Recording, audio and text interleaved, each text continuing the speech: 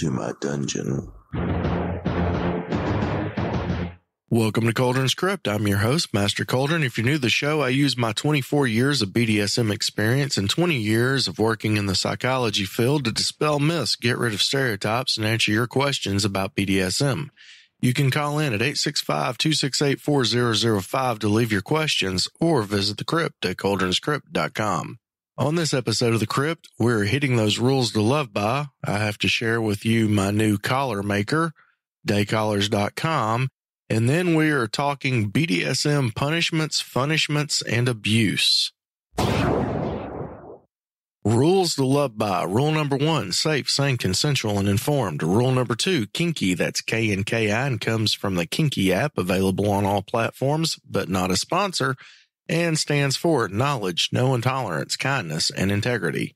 And rule number 3, the quote from Mr. Paul Young, submission is not about authority and it's not about obedience. It is all about relationships of love and respect. Well, my amazing crypters, as you know, it's getting about that time for my sub and I to take our relationship to that next level.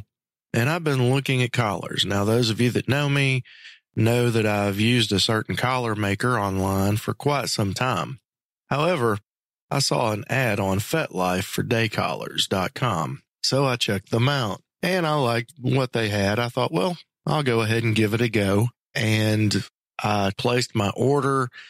And then a day later, or maybe later that same day, I received an email back from them with some questions to clarify a few things.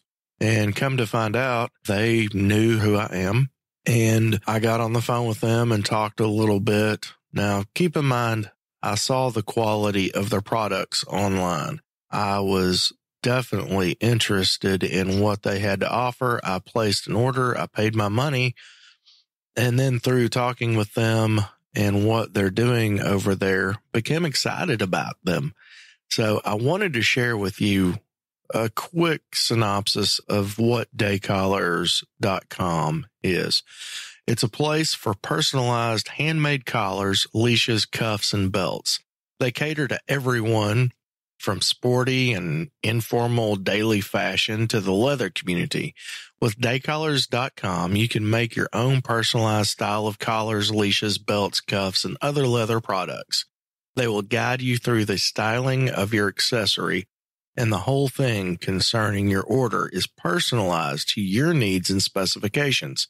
For inspiration and ideas on your personal style or to simply admire their completed works, visit their gallery page, and I highly recommend that you do this.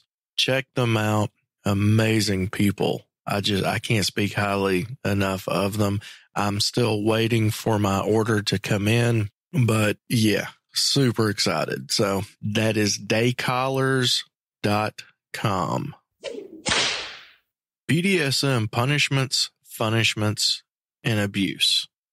Now, those of you that remember back when Fun Size was still with me, how much I love definitions. So let's start this out with a definition. According to Uncle Google, a punishment is the infliction or imposition of a penalty as retribution for an offense. You mess up, then you have to pay for it. Not all dynamics include punishments, and I want to stress that. Not every dynamic must include punishments. Now, I do know a lot of people who don't have punishments as part of their dynamic, and that's perfectly fine. All of mine have, and all of mine will, because that's part of my training methods. But right off the bat, it's important for you to know that it does not have to. Being punished for some people is a hard limit. Maybe they grew up being punished and it was very harsh and they just don't deal with that type of thing. And of course, there's all kinds of different punishments. So let's talk about a few of those types. Now, most people, when they think BDSM and punishments, they automatically go to spanking. Kneeling on something painful like Legos, bags of rice, or a bag of screws, standing in the corner, writing, repetitive writing. I will not call sir an SOB ever again, 1,000 times. The removal of privileges such as TV, phones, internet usage, or going out with friends. Kind of like being grounded would be that one. Putting bruises and or bite marks in places that the sub is certain to constantly bump, touch, or scrape throughout the next few days or even a week. That's one of my favorite things to do, and I do that more as a punishment for Mayfair. She has a bruise on one of her breasts right now that's on the inside. So whenever she's moving around at work, if they start to shift and they touch each other, then it's going to bump and she's going to think about me. Now, I know this section we're talking about punishments rather, but that has been used in the past by me and many, many others as a form of punishment. So what is a punishment? Well, when the sub, and typically in this case it's a brat, intentionally and playfully acts out in a non-disrespectful way to get the dom to punish them. Now, Crypters, you know that I have advocated strongly against brats or against bratting. Brats are not my thing. However, there's two kinds of brats. Now, when I gave that definition, which is my own personal definition of it, I said non-disrespectful way. Those playful times that Mayfair will kind of, she gets this little grin on her face and poke at me. Or the other day we were walking down the hallway at her house. I was in front of her and she just double-handed grabbed my butt, and I stopped dead in my tracks. She's never done that before. I turned around. I'm like, what was that? And it's like, oh, nothing. Being playful.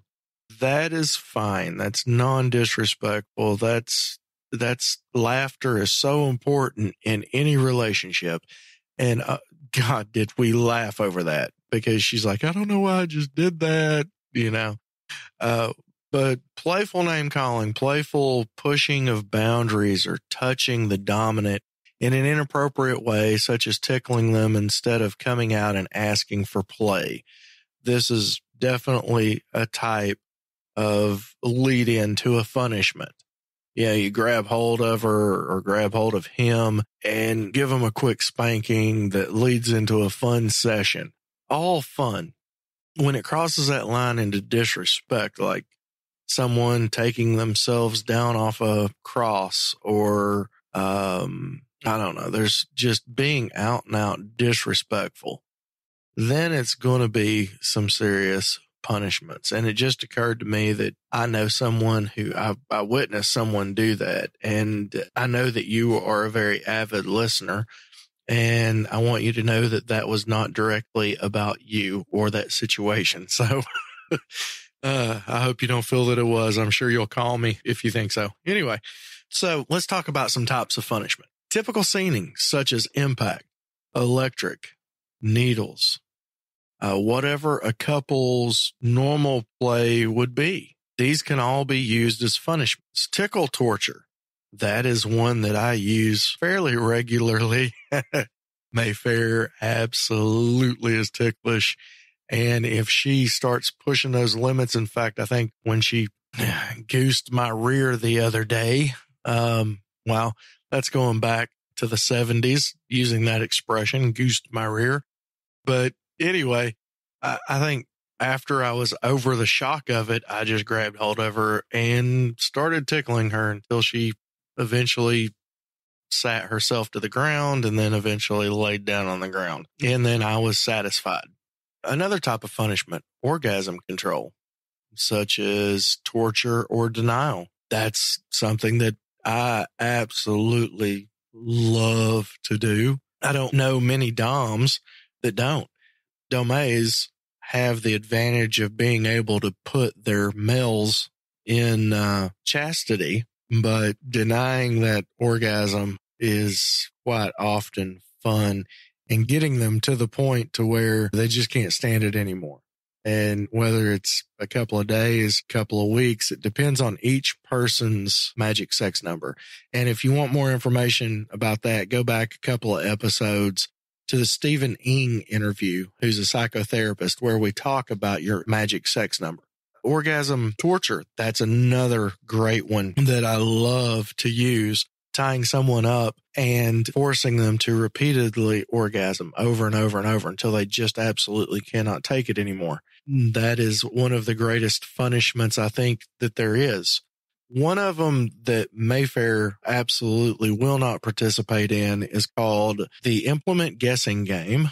Now, a lot of people have some fun names for it, but for simplification and so that you know what it is, you just have to guess what implement. Blindfold somebody and then pull out one of your toys and see if they can guess it. If they get it right, they get an extra 3 hits with it. If they get it wrong, they get an extra 10 hits with it, or however the rules are that you want to make it. And depending on the implement too and how well they take it. Of course, just because you're playing a game or you're using it as a punishment or a punishment, you don't want to use an implement. Well, maybe you do want to, but you should not use an implement that is a hard limit. Period. Ever. The end. I don't care what the circumstances are. Another example of punishment, a scene where someone was playfully acting out, so I handcuffed her to a ladder. If you're a producer, you've heard the play journal entry where one of the other producers was hosting a party and she started moving around. So I handcuffed her to the ladder that I'd built. It's a double-sided wooden ladder. Great for doing performances on because you can play 2 people at one time the way that I built it. So you can have multiple tops and multiple bottoms. But I handcuffed her to the ladder. She kept moving around and talking about how the handcuffs were too tight, blah, blah, blah. They weren't. I could fit 3 fingers through them. They were hurting her wrists because she kept moving around and pulling on them. And she ended up moving the ladder across the room, probably 10 or 15 feet. So in her being a brat, I had to, of course, playfully give her some punishment. I certainly wasn't going to punish her because though we were playing, she is someone else's submissive and he was not there for me or not in the room for me to ask permission to actually punish his submissive. So I wasn't going to do that, but it was fun. And, we were laughing and cutting up the whole time. Not everything has to be so serious. And that's really the point of the punishment. So I think just to briefly recap those definitions, again, Uncle Google says that a punishment is the infliction or imposition of a penalty as retribution for an offense. So if they've done something against your wishes in a serious way, that would be a punishment. And then punishment when the sub, also known as a brat in this case, intentionally and playfully acts out in a non-disrespectful way to get the dom to punish them. All right, so let's talk about some misuse of the term punishment.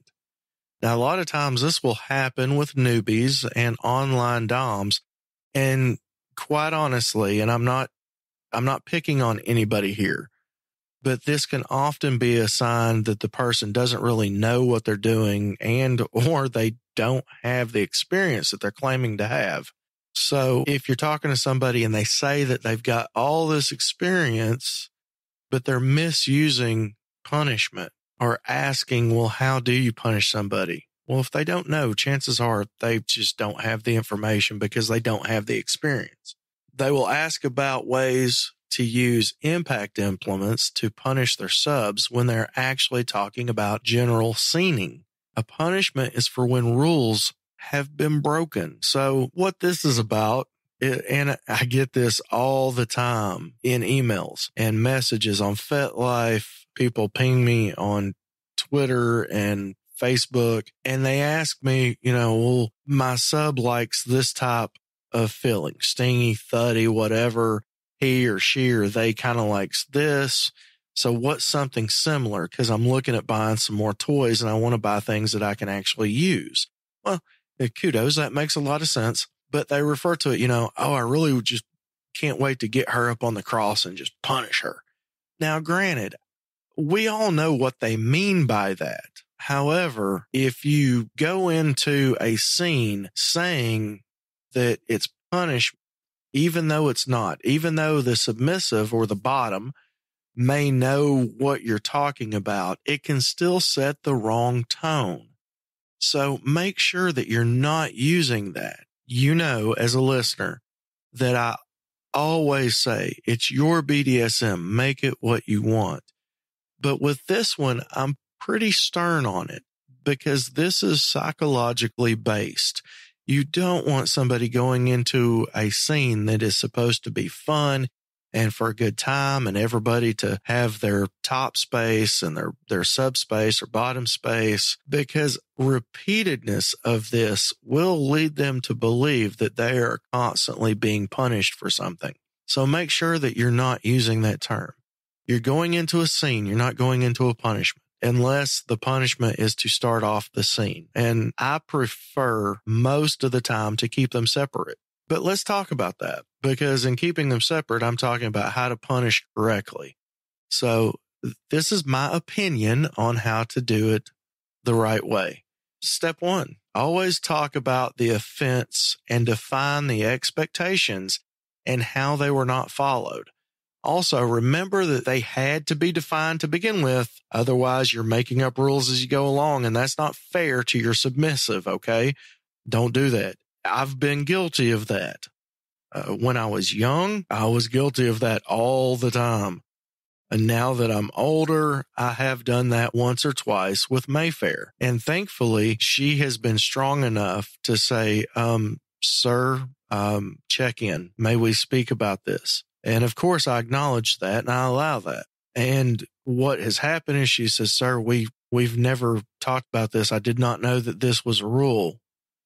I'm like, okay. And I refer to a conversation. And she's gone back to the journal entry from that conversation, which, by the way, is another good reason to keep a journal. Submissives, keep one. Doms, keep one. Tops, keep one. Bottoms, keep one. Everybody keep a journal. Very important. But both times that she has said, no, that was not one of the rules in the over a year and a half now that we've been involved in this dynamic, there's been 2 times that she said that, and both times she was 100% correct. And that left me feeling both very guilty, but very proud of her for a lot of reasons. She stepped forward and she did what she needed to do to protect herself. And that's an important strength and quality. I want a submissive, not a doormat, even if she becomes a slave. And a lot of people, that's kind of controversial. But if you have questions about that, check out Master Arcane. I interviewed him. That's at cauldronscript.com/114. I believe that was episode 14. But yes, make sure that you're not making the rules up as you go along and then punishing them for breaking the rules just because you feel like it. That is highly, highly abusive. And you're intentionally setting your submissive up for failure.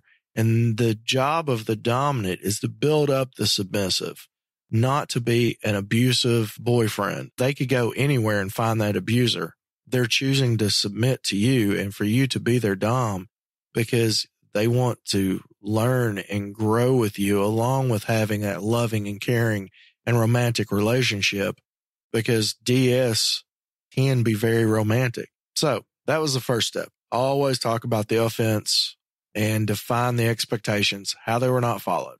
The second step, if emotions are high, take as long as you need to calm down, whether it is minutes or months. Never, ever, ever, and I cannot stress this enough, never punish angry, ever. You move on with life. You do what you have to do. Wait until you're calm to even talk about it.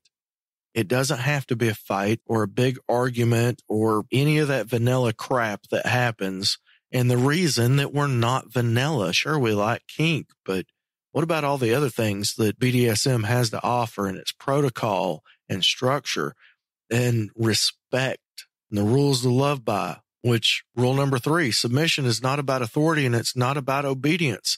It is all about relationships of love and respect. So keep that in mind. All right. Step 3, set the time for the punishment to occur. Make it ritualistic. It helps to set the tone and build a protocol for future events. Very, very, very important for the mental state of the submissive and for your own mental state. Because if you've never punished before, even if you have children and you've punished them, if you've never punished a submissive before, I can tell you it's not the greatest feeling in the world. So make it ritualistic and make sure that it is a scheduled event. Step 4 will be deliver the punishment.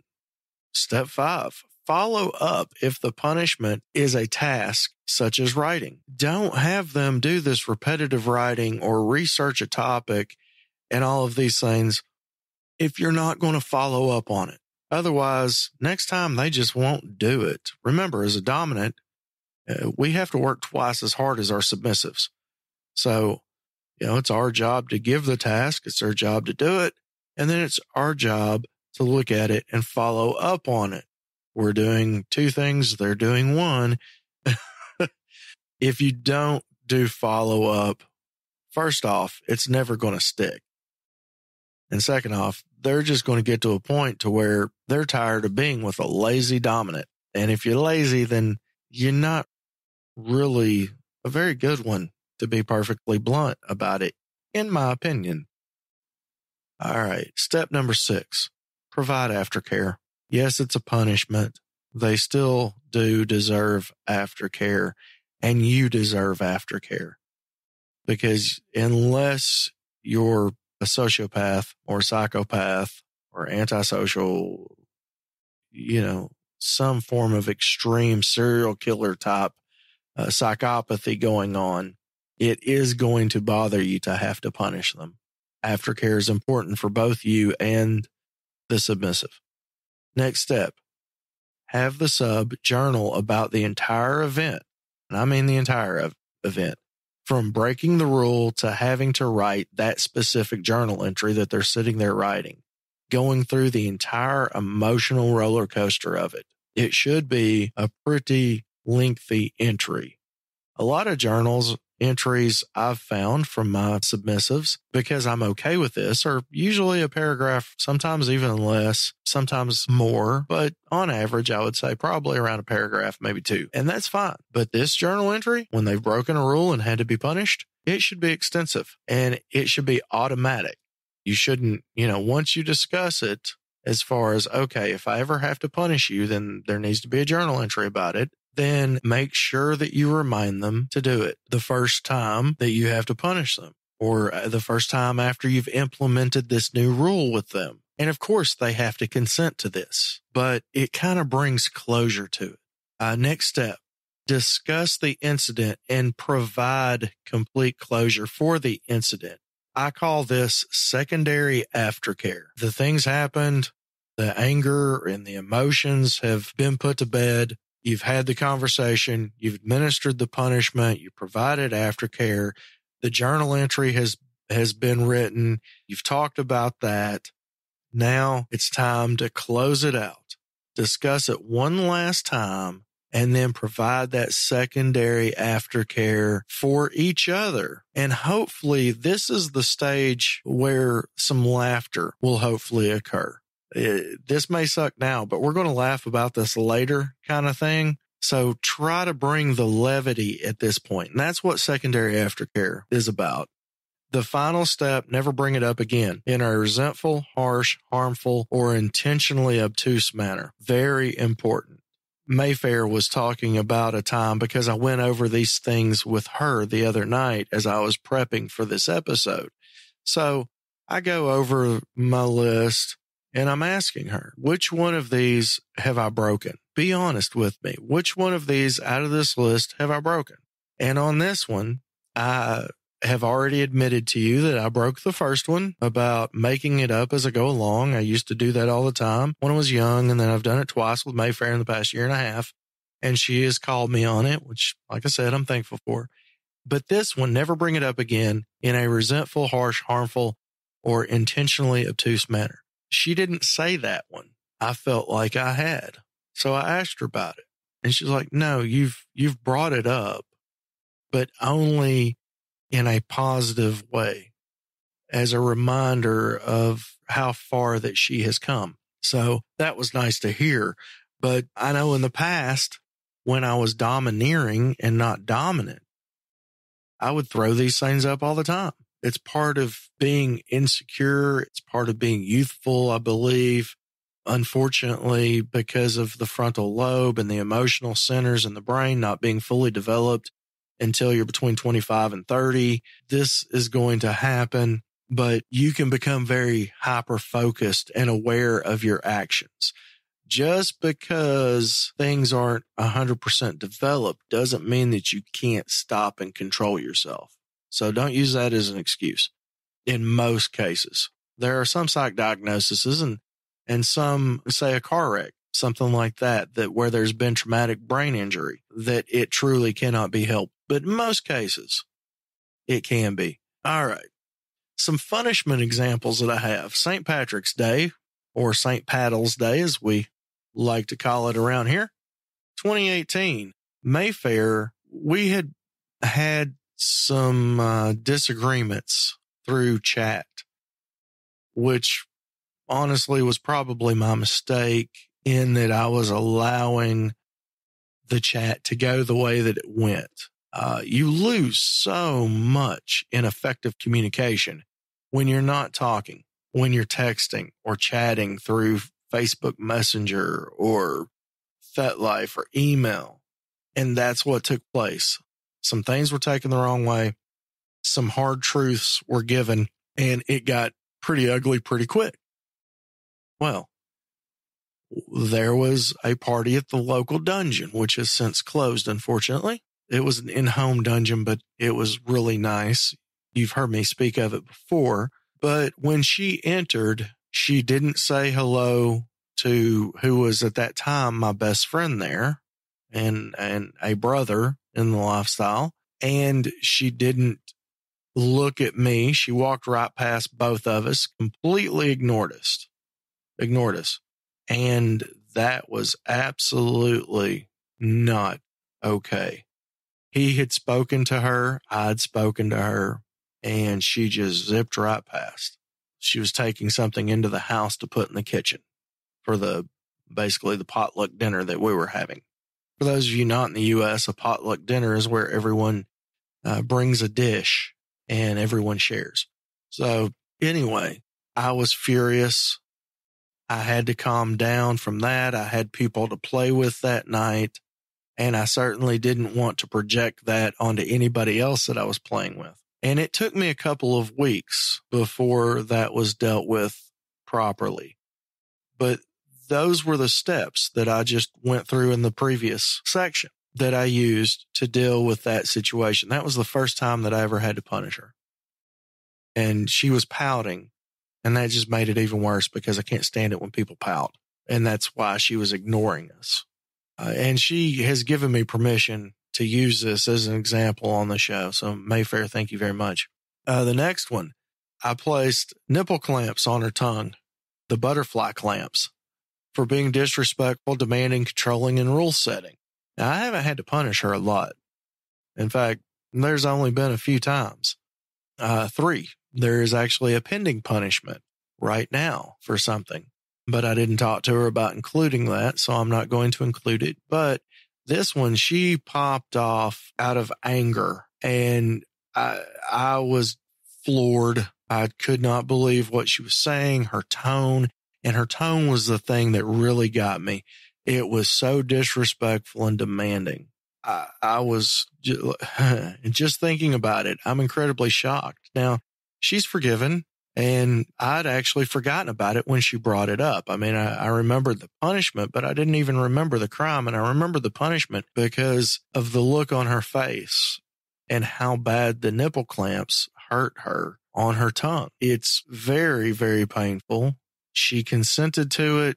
She kept them on until I took them off. So she's sitting there with her tongue hanging out of her mouth. The nipple clamp latched down to her tongue, and they're weighted, so it's kind of pulling it down. And I'm asking her questions, and she's having to answer like that. I mean, it really was a terrible, terrible scene, but it was necessary for our dynamic.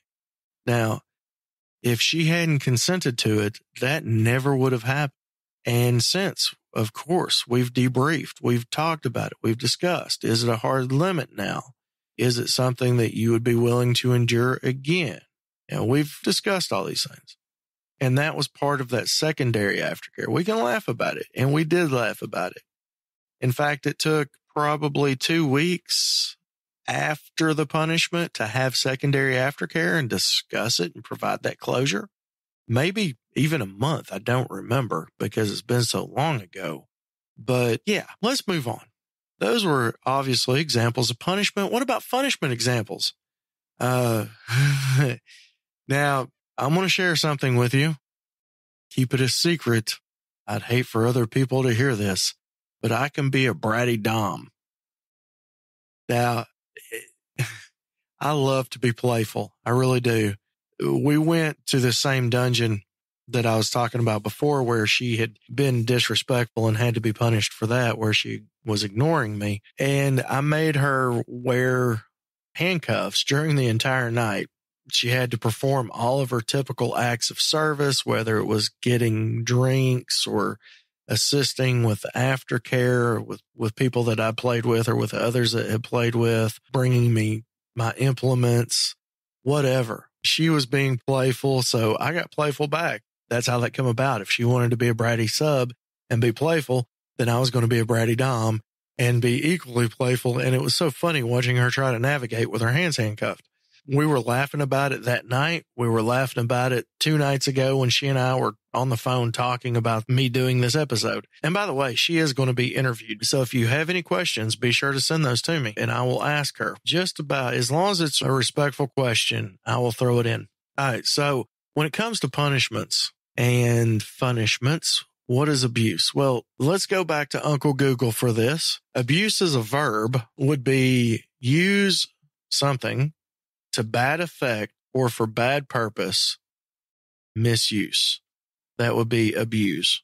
The second thing that Uncle Google said about using it as abuse for a verb is to treat a person or animal with cruelty or violence, especially regularly or repeatedly. That was abuse. So what about abuse as a noun? The improper use of something, cruel and violent treatment of a person or animal. So what types of things are abusive? What types of punishments? Anything that is hard limit, that's obviously abuse. Any punishment that is performed uncontrolled or in an altered state. Well, Cauldron, what do you mean by that? I mean, anytime someone is angry, anytime someone is intoxicated, if they have mental illness that is not well treated and being taken care of, these are all altered states. Anybody that is in sub drop or dom drop or top drop or bottom drop, top space, dom space, any type of altered mental state, that is abusive. Anything that has not been negotiated, that is abusive. Sometimes humiliation and degradation is abusive to use as a form of punishment. That really depends on what has been negotiated. Sometimes time and affection denial. Usually time and affection denial, those two things are typically abusive. And it's just flat out wrong in most cases, in my opinion. And in the opinion of most submissives that I've talked to, that is just wrong. Cuddle deprivation should be illegal according to most submissives that I know. So be very careful with that one. When the dom changes the rules just so he can make the sub fail, he is not a dom. He is an abuser creating ways to satisfy his broken ego and needs. Well, Cauldron, tell me how you really feel. These are types of a punishment that are abuse. That one is definitely one of them. Things done that intentionally go beyond hurt and cause harm. Things done out of spite. Pushing a sub to immediately call red at the very start of a scene just to prove a point. I once heard someone say that they were going to do that because of something that had happened in a scene where the sub was bottoming and was very, very inappropriate, disrespectful, and bratty, and you name it, every derogatory, terrible thing that a person could be or do in that moment. they were, and it was because they freaked out. And that doesn't make them a horrible person. They are not. They're a great person, but they did freak out, and it happens. But this person's dom was so frustrated and so angry and so embarrassed by what their sub had just done that was about all this person could talk about for nearly the rest of the evening was, you know what? That's fine. Yep. The next time, if they think that it was so bad, I'll make them call red with the first hit. Now, to my knowledge, that didn't take place. That was just something said out of anger. But if they could have put them back on the cross right then, they probably would have done that. And that's a great example on why not to punish when you're angry. All right. In closing, and please, if you normally check out here when I go over the final note or two to thank the producers, please stick around. Today was a very special day. We got our first pro producer. They wish to remain anonymous, but thank you very much. We have some new executive producers. So that list is Jeremiah, Jess, Arcane DGR, and Violet Aurelia. Baby Love 2269. Thank you so much. Let's see. She is my first new one, and the second new one there is Queen Sage. Welcome to being an executive producer. It means the world to me. Thank you for keeping the show going. I really appreciate it. Senior producers, Matt, Emerald Wolf, Feline Rouge. Thank you. Our producers, Kane Sin, Roxy Bear. Hey, Roxy Bear. Silas, That Place in Oklahoma City. Thank you, Miter. I have to give Miter a big shout out because he is a club owner of That Place in Oklahoma City, as I just said, and he's offered a lot of help with me in opening a club here in Knoxville. So, Miter, thank you so much. I hope in some way that I'll be able to repay you someday for the knowledge and just the offer to let me pick your brain. Thank you.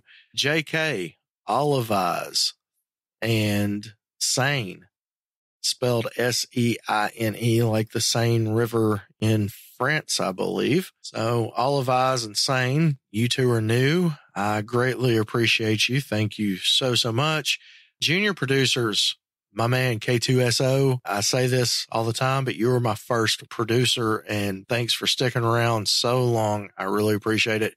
Buffalo Dom 84, Leisumi, Haley, Alexandria, who I've chatted with all day long today. Thank you. You guys are awesome. Alexandria, you're a new producer. If I can help you in any way, as I said today through email, just let me know. Looking forward to it. If you would like to become a Patreon producer, go to cauldronscript.com/support, and that information is there. There's rewards at different levels.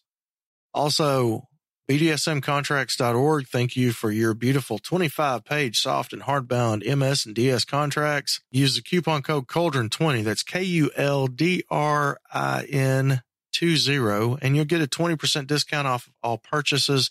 Look, she doesn't pay me to say that. She does give us some of those contracts to give out, but she doesn't pay me. She is a great person, the person that owns BDSMcontracts.org. Check them out. Finally, you know who it is. It's Whipping Stripes, my personal maker of all things leather and paracord impact toys. The conversations that I've had with you as of late and prepping for DomCon, thank you. And I really want to give you personal recognition for that and everything that you do for me outside of just making my toys and getting me extra crackers for my single tail. And I greatly value your friendship. Next week on the Crypt, I am not particularly sure what we're going to talk about, but in the meantime, go to cauldronscript.com for show notes, how to subscribe information, and the link to our FetLife group so you can take part in the conversation over there and be eligible for giveaways. While you're there, click on the Support Us tab, like I said earlier, to become a Patreon supporter. If you have reached out and emailed me, sir@cauldronscript.com, and I have not responded, it's because my email server has been messed up for quite a while now, and I have not known about it. So temporarily use mastercauldron@gmail.com. If you have emailed me and I've not responded, please do let me know. I do care. I do value and cherish every conversation that I have with every single one of you. So if I haven't responded, it's not because I'm ignoring you. It's simply because I've either not gotten the email or something has slipped through on my scheduler to send a reply. Something has happened, but just send me a nudge at mastercauldron@gmail.com. All of my contact information is in the show notes. Thanks for listening. We'll talk again. This has been Master Cauldron for cauldronscript.com. Unearth the truth.